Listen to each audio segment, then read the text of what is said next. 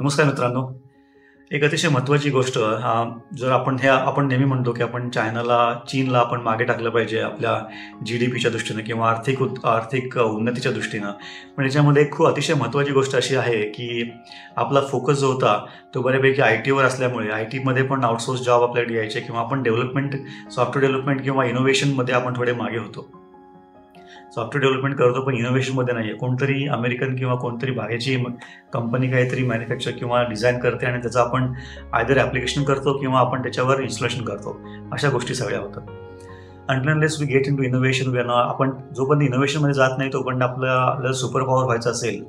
समजा आपण जर 4 किंवा 5 ट्रिलियन USDवर आत्ता GDP असेल आपला आणि जर आपल्याला अमेरिकेला टफ द्यायची असेल, कॉम्पिटिशन स्पर्धा करायची असेल आणि जर अमेरिका $30 ट्रिलियन वर असेल सध्या आणि त्याच्यामध्ये चीन असेल तर मग ही स्पर्धा कशी काय करायची. दुसरं उदाहरण द्यायचं झालं, सर्व्हिसेस इंडस्ट्रीमध्ये आपण चांगलं काम करतो पण सर्व्हिसेस इंडस्ट्री फक्त आपल्याला सुपर पॉवर बनवून येणार नाही, कारण त्याला सपोर्टिंग कॉम्पोनंट्स पण भरपूर लागतात आणि ते जोपर्यंत आपण स्वतःचं काहीतरी मॅन्युफॅक्चर करत नाही जे लोकली पण कन्झ्युम होईल आणि त्याचबरोबर आपण ते एक्सपोर्ट पण करू शकू खूप मोठ्या प्रमाणावर, तोपर्यंत आपल्याला ती मजल गाठता येणार नाही आहे.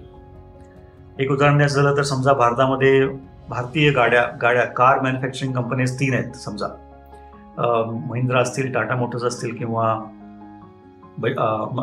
मारुती सुझुकी कोलॅबोरेशन आहे, तरी पण समजा 3 असतील. आणि जर चायनाबरोबर आपण तुलना केली तर चायनामध्ये 80 ते 100 आहेत. BYD जो इलेक्ट्रिकल कार मॅन्युफॅक्चर आहे तो चायनामधला सगळ्यात मोठा कार मॅन्युफॅक्चरर आहे. मग हे तिकडे जर 80 किंवा 100 असतील आणि आपल्याकडे जर 3 असतील तर ही स्पर्धा आपण कशी करणार. आपण एक उदाहरण देतोय फक्त. याचं दुसरं म्हणजे शेंझन जो आहे त्यांचा इलेक्ट्रॉनिक हॉटस्पॉट, तसं आपल्याकडे काहीच नाही आहे.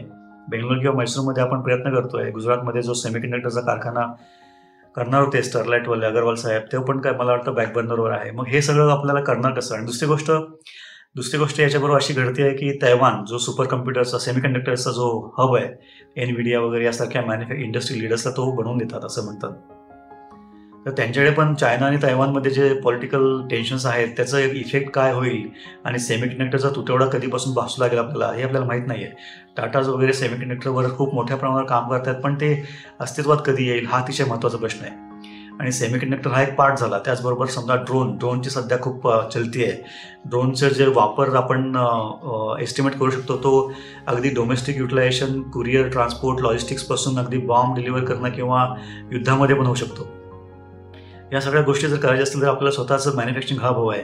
आपण प्रत्येक वेळी आपला मोबाईल, आपली बॅटरी, आपले चार्जर हे सगळं चायनावरून आणत असेल तर आपले सुपर पॉवर कशी होणार. त्यामुळे हे माझे कलिग नेहमी म्हणतात, smell the coffee and pull up the socks. असा सगळा प्रकार केल्याशिवाय आपल्या तिथपर्यंत पोहोचता येणार नाही आहे. आणि फक्त आपण चायनाबरोबर बरोबरी करू वगैरे असं बोलून पण चालणार नाही.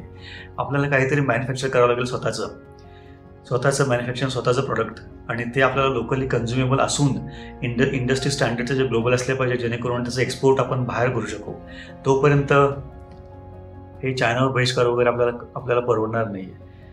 आपण स्वतःच्या पायावर उभे राहीपर्यंत दुसऱ्यावर बहिष्कार टाकून स्वतःची प्रगती नाही करता येणार. Thank you very much.